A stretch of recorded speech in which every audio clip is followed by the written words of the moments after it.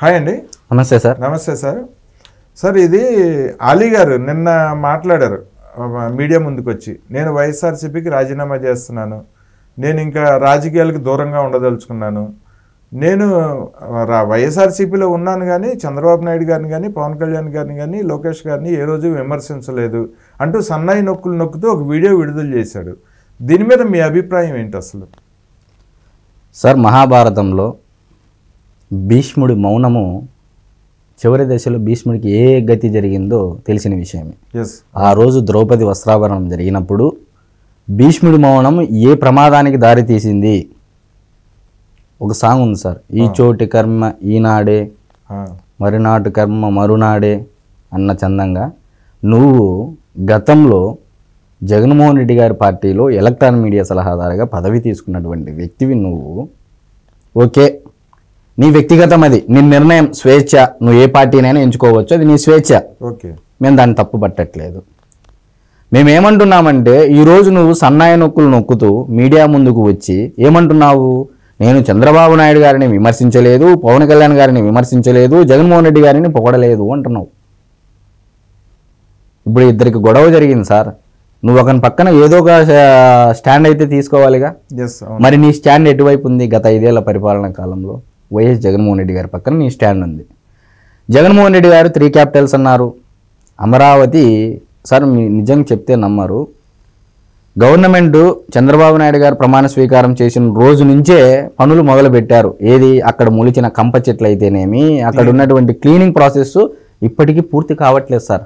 ఏ స్థాయిలో అక్కడ కంప చెట్లు పెరిగాయి, ఏ స్థాయిలో అది నాశనమైంది అనేది ఇప్పటికీ కాలేదు సార్. కొన్ని వందల డోజర్లు జేసీబీలు, కొన్ని వందలు, అసలు జేసీబీలతో డైలీ చేస్తున్నా కూడా వర్క్ కావట్లేదు ఇప్పటికీ.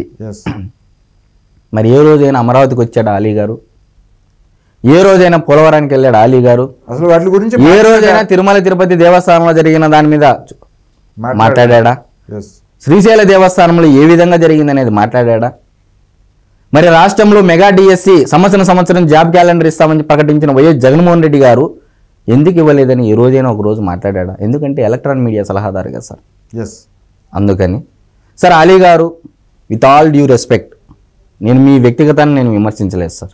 రాజకీయంగా మీరు ఎంచుకున్న నిర్ణయాన్ని ఈరోజు అది కూడా నేను ఎందుకు మాట్లాడుతున్నానంటే, మీరు నొక్కిన సన్నాయి నొక్కులు మీడియా ముందుకు వచ్చి, అంటే ఏ విధంగా అంటే ఒక సామెత ఉంది సార్, పతివ్రత పరమాన్నం వండితే తెల్లారినా చల్లారలేదంట. అంటే ఒక పతివ్రత అనే ఒక ఆమె పరమాన్నం వండితే తెల్లారినా చల్లారలేదంట అన్న చందంగా ఉంది సార్ మీ మాటలో. సార్, కనీసం అండి చంద్రబాబు నాయుడు గారిని అరెస్ట్ చేసినప్పుడు కూడా ఒక్క స్టేట్మెంట్ ఇవ్వలేకపోయాడు. బండ్ల గణేష్, నేను అక్కడికి వస్తున్నాను సార్. ఇప్పుడు అలీ గారు సినిమాల్లో హాస్యం పండించినట్లు రాజకీయాల్లో హాస్యం పండించాలంటే చూస్తా కూర్చోవడానికి ఆంధ్ర ప్రజలు గొర్రెలు కాదు సార్. మీరు గమనించాలి అలీ గారు, ఆంధ్ర ప్రజలు అంత ఎర్రి బాగోగులు కాదు. చూశారుగా మ్యాండేట్ ఎలా ఇచ్చారు. నేను ఏమంటున్నానంటే, జగన్మోహన్ రెడ్డి గారికి మీరు సపోర్ట్ చేశారని నేను ఎక్కడ విమర్శించలేదు సార్. నీ మౌనం ఎంతటి ప్రమాదానికి దారి తీసింది. సరే, నువ్వు ధర్మం వైపు మంచి వైపు నిలబడినట్లయితే మరి నువ్వు ఎందుకు నిలబడట్లేదు? ఇది తప్పు అని ఎందుకు చెప్పట్లేదు? మీడియా సలహాదారుగా ఉన్నావు కదా, ఏ రోజైనా వచ్చి మాట్లాడావా? లేదు కదా. మరి నువ్వు ఎలక్ట్రానిక్ మీడియా సలహాదారు తీసుకున్నటువంటి వ్యక్తివి, సరే ఆంధ్రప్రదేశ్కి వచ్చి ఏమైనా పని చేసావా? జీతం అయితే తీసుకున్నారు కదా.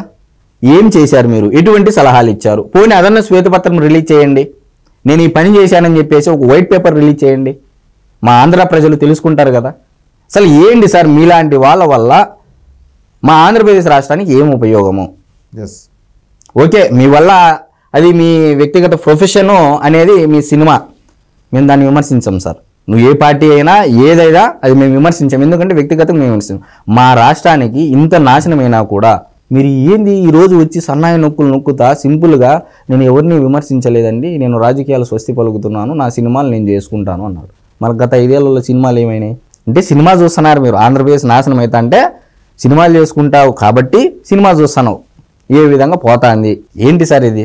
అలీ గారు, ఈరోజు మీరు ఇంతటి అరాచకం ఏదైతే జరిగిందో, సరే జగన్మోహన్ రెడ్డి గారిది కూడా తప్పు లేదు, నేను మీ దృష్టి ఆలోచన చేసి, ఎందుకంటే మీరు ఒక నాయకుడిని ఎంచుకున్నారు కాబట్టి ఆ నాయకత్వంలో పనిచేయాలి కాబట్టి మరి ఏ రోజైనా జగన్మోహన్ రెడ్డి గారికి కూడా ఒక సలహా ఇవ్వాలి కదా సార్. సలహాదారే కదా మీరు, ఎలక్ట్రానిక్ మీడియా సలహాదారే కదా, సలహా ఇవ్వచ్చు కదా సార్. మనం 3 క్యాపిటల్స్ పెడితే తుగ్లక్ అంటారు.